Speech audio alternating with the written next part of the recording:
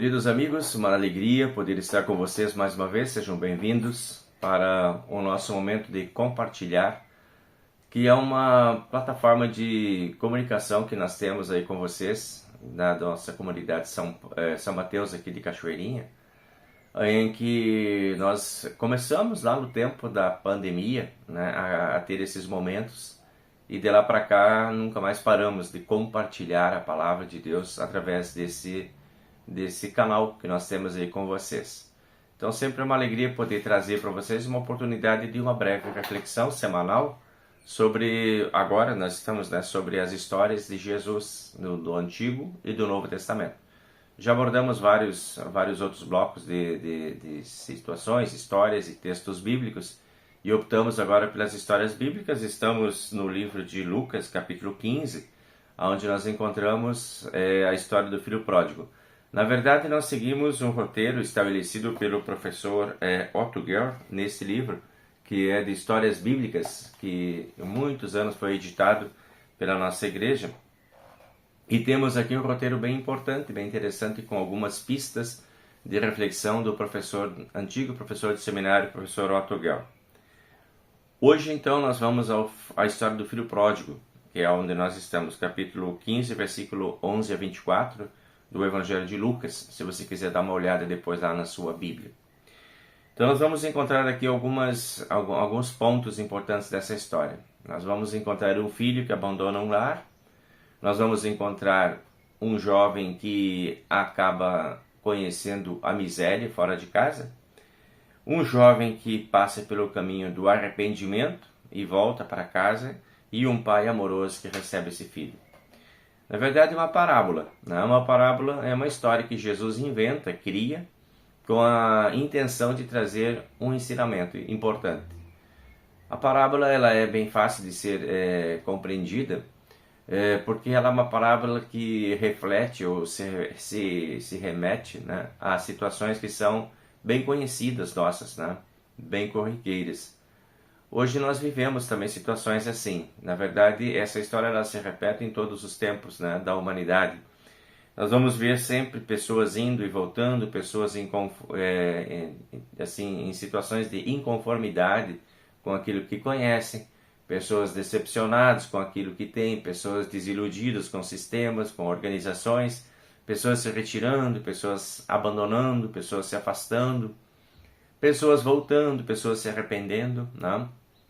Isso faz parte do movimento também dentro da fé, do movimento da igreja, né? E talvez você já tenha passado por uma situação assim, né? Isso pode acontecer em qualquer momento da vida da gente. Aqui a situação ela se remete especificamente a um pai amoroso que recebe sempre de volta o seu filho arrependido. Então nós vamos ver esse filho que abandona o lar. A história, de novo, é uma história que não tem um nome, né? Porque não é uma história real. Então é uma história criada por Cristo, tipo uma ficção, né? E não tem nome também com o propósito de que nós coloquemos o nosso nome ali, né? É a nossa história. Na verdade, as parábolas, as histórias de Cristo, que estão sem uma identificação específica, tem o propósito de nos envolver. A ideia é que você coloque seu nome dentro dessa história e se veja dentro dela.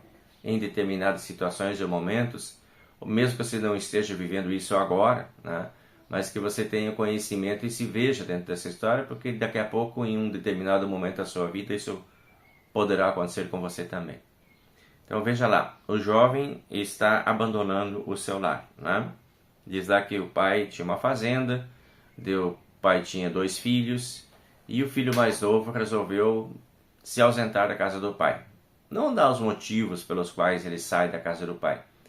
São muitos os motivos que podem levar um jovem a não querer mais ficar dentro da tutela do pai. Tá? Talvez ele já tinha alcançado a maioridade, por isso o pai também o libera facilmente. O pai deixa ir. Tá? E o filho sai.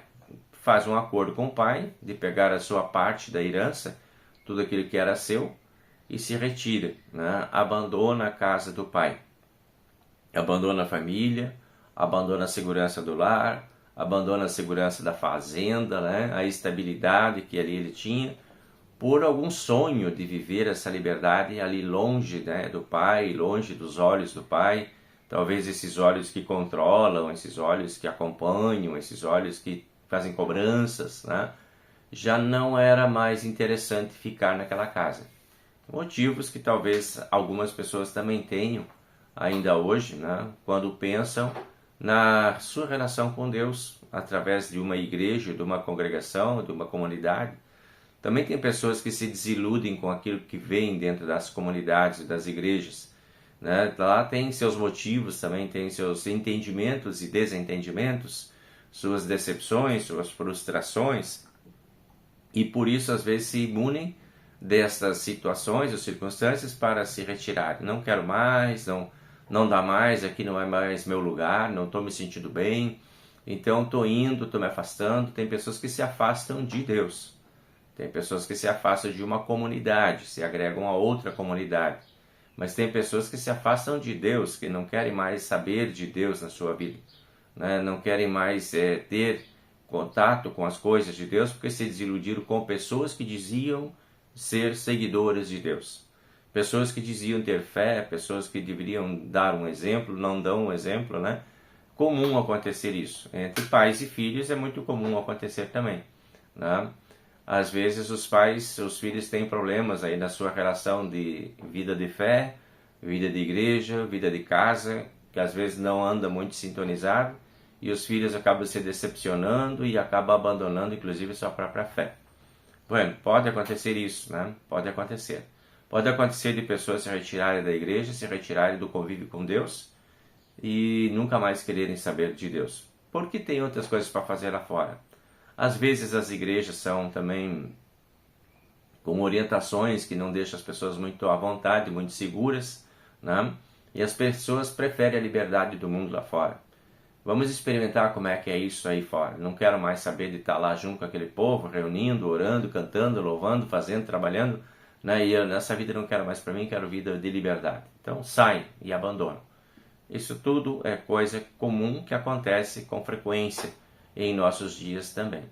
Esse filho, então, ele sai, abandona a casa do pai. E quando ele sai, logo que ele sai, como ele está saindo com uma condição razoavelmente boa, porque enquanto está na casa do pai, tem equilíbrio, tem serenidade, tem saúde, tem tranquilidade, tem paz de espírito, se está bem. Quando você está com Deus, sempre você está bem. Quando você está na presença de Deus, vivendo com Deus, você sempre vai estar bem. E aí quando você sai bem. Porque Deus não deixa a gente na miséria. Deus não maltrata os seus filhos. Então quem está com Deus e se afasta, sai bem. Esse rapaz saiu bem da casa do pai. Saiu tão bem que atraiu muitos amigos. Era de boa, estava bem, estava tranquilo, estava cheio de coisas da vida dele com o pai, as riquezas, né, que ele tinha, e tudo ele era uma pessoa boa, equilibrada, estabilizada, tinha dinheiro, tinha bens, tinha tudo, então muitos amigos. As pessoas que estão com Deus também saem bem muitas vezes e por isso atraem pessoas, se dão bem, tá tudo certo, até é legal os primeiros tempos, que liberdade legal, quanta coisa que eu posso fazer aqui fora, que lá eu não conseguia fazer e não dava certo. Os amigos verdadeiros estão tudo aqui, está tudo certo, está tudo bem, lindo, maravilhoso. Tem pessoas que se encantam com essa liberdade de Deus, inclusive, né? Das estruturas, das igrejas, das comunidades, da família e também de Deus, né? Tem pessoas que se deslumbram com essas novidades, especialmente nos lugares onde elas chegam, porque são lugares agora com atrativos diferentes. Então ali é diferente da casa do Pai, qualquer lugar vai ser diferente do que a casa do Pai. E isso vai gerar bem-estar, vai gerar euforia, vai gerar alegria, vai só confirmar que fez a coisa certa mesmo. Não? E tá tudo bem, tá tudo certo. A vida segue, né? Porém, como a vida segue, ela também se desgasta. E as coisas vão se desgastando, Na história do filho pródigo, o dinheiro vai indo, a fama vai diminuindo, os amigos vão desaparecendo, e começa a aparecer o sentimento de solidão, né? Porque já estava sozinho e agora ele não tinha mais aquelas coisas que ele tinha quando saiu da casa do pai, que davam bem-estar para ele. Agora ele não tem nem amigos e nem as condições, originais, né, da saída da casa do pai, está defasado, está perdendo, está se desintegrando socialmente, moralmente, talvez, sei lá, tudo que aconteceu na vida daquele rapaz e tudo que acontece na vida de quem está longe do pai. A gente, quando se afasta da casa do pai, a gente tem muito a perder. A gente perde muito de dignidade, perde muito de respeito, perde muito de credibilidade, perde muito de ética, perde muito de moral. É perigoso viver longe da casa do pai. E esse rapaz viveu assim longe da casa do pai, até o ponto em que ele não tinha mais nada, não havia mais nenhum resquício das coisas que ele tinha trazido da casa do pai. E aí ele começa uma peregrinação. A miséria toma conta, o sofrimento começa a aparecer, as lembranças da casa do pai começam a visitar, mas lá na casa do meu pai não era assim.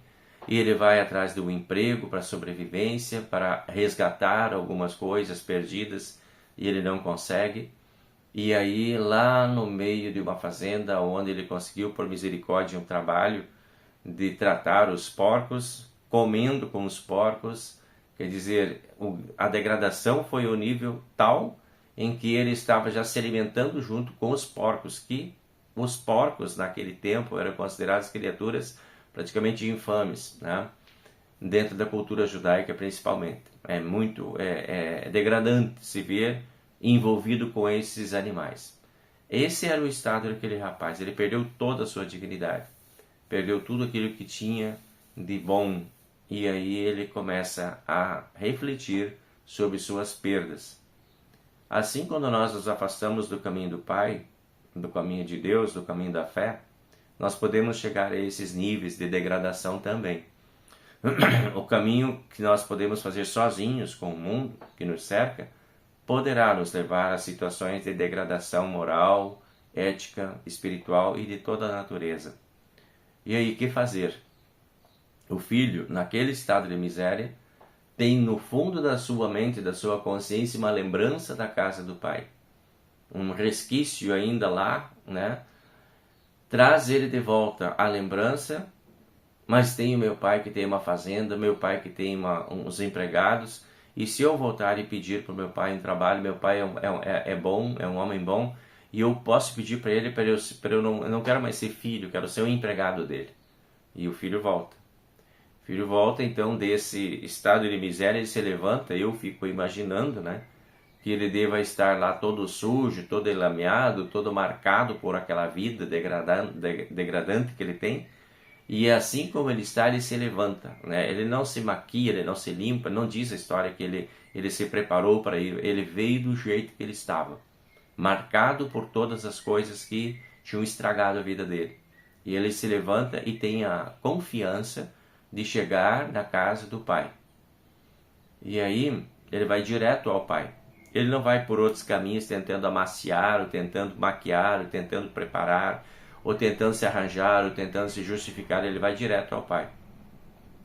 E a história diz então que essa volta ela foi muito bem sucedida, né? Jesus conta que quando ele voltou, ele de longe avistou o pai, e o pai de longe avistou ele chegando. O pai estava na janela da casa, ou na porta da casa lá, esperando pela volta. Havia uma expectativa. Sabe-se Deus, né? Quantas vezes aquele pai tinha chegado àquela porta, àquela janela, na expectativa de que o filho estivesse voltando. E agora ele estava. Estava vindo aquele filho todo sujo, todo marcado por uma vida que não foi muito boa, por algumas experiências que não foram muito legais.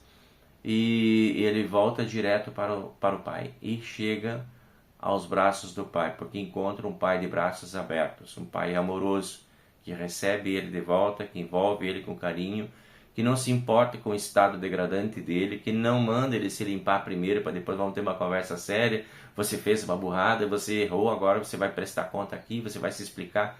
Nada disso. Um abraço simplesmente, né? Assim o pai abraça esse filho, acolhe esse filho, cuida desse filho, dá segurança para esse filho. Esse filho confessa a Deus: pequei contra Deus, contra ti, já não mereço ser chamado teu filho, não quero mais estar dentro da casa como filho, quero só ser um empregado aqui, porque você trata bem teus empregados e é isso que eu preciso. Nossa, o pai, não, eu quero que você venha, meu filho. E aí o pai já tem um espaço preparado, olha lá, vai lá agora, né?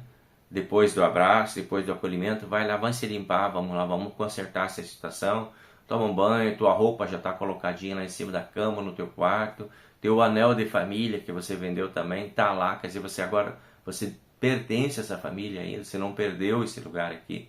Então o pai acolhe. Assim, Jesus diz que o Pai do céu acolhe cada um de nós quando nós nos afastamos do Pai para fazermos as nossas experiências, cometermos os nossos erros também, nossos pecados, nossas maldades e nos desintegramos espiritualmente. Sempre que tivermos esta consciência de que podemos nos arrepender, devemos voltar, confessar, pedir perdão e começar de novo a nossa trajetória. Esse é o caminho da bênção do perdão dos pecados. Não tem pecado que não tenha perdão. Não tem coisa tão grandiosa que o amor de Deus não seja o maior para acolher e para envolver. Que o que Deus quer de você, de mim e de todos os pecadores é arrependimento. Deus não quer perfeição, porque Ele sabe que nós não somos perfeitos. Ele sabe que nós estamos marcados pela imperfeição do pecado, mas Ele quer arrependimento, confissão, disposição de começar de novo, e tantas vezes quanto nós errarmos, podemos voltar porque vamos encontrar um Pai de braços abertos, um Pai amoroso, pronto para nos acolher. Então, meus amigos, assim, é importante a gente refletir sobre essa vida, né? A vida sem Deus, a vida em liberdade, como diz ali, né, significa muitas vezes miséria e escravidão do próprio pecado. O filho pródigo se volta arrependido e ele tem o perdão, a compaixão de Deus e a misericórdia de Deus a seu favor. Assim nós temos também a misericórdia de Deus a nosso favor e nós sempre seremos recebidos pelo Pai. Então, para a gente pensar o quanto é importante esse exercício, né, de reconhecimento. Primeiro, vamos pensar bem antes de sairmos, antes de abandonarmos os caminhos do Pai. Vamos aceitar essa convivência com o Pai dentro do seu espaço. Às vezes tem situações dentro de casa lá que podem não estar muito certas, assim como tem situações dentro da igreja que podem não estar muito certas, não estar muito de acordo. De repente você não está muito contente com o que está acontecendo, mas vai e conversa. Converse com as pessoas, não abandona a sua fé. Por estar decepcionado com seu pai, com a sua mãe, com o seu pastor, com o seu irmão, seja lá com quem for, ou lá na sua igreja, com os membros da comunidade. Não deixe essas coisas te tirarem da casa e do convívio do Pai. Vai lá, conversa, se entende, né? Vai, como diz o Mateus 18, entre ti e ele, só converse com essas pessoas, tenta resolver essas situações, para não deixar com que elas cresçam ao ponto de te tirar do convívio com o Pai. Porque não é bom viver longe do Pai. É perigoso, é ameaçador. Então a gente precisa e pode voltar. Mas se um dia você for, se um dia você sentir que precisa ir para experimentar o que está lá do outro lado, quando você chegar à consciência de que junto ao Pai é melhor, volta, vem de volta. Esteja no convívio com o Pai, porque é aqui que tem a vida. A casa do Pai é o nosso espaço de segurança.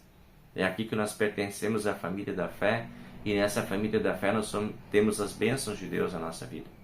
Então que Deus abençoe você, a mim, a todos nós, que nessas idas e vindas, como pecadores que somos, vamos ter muitas delas, nós nunca esqueçamos o caminho da casa do Pai.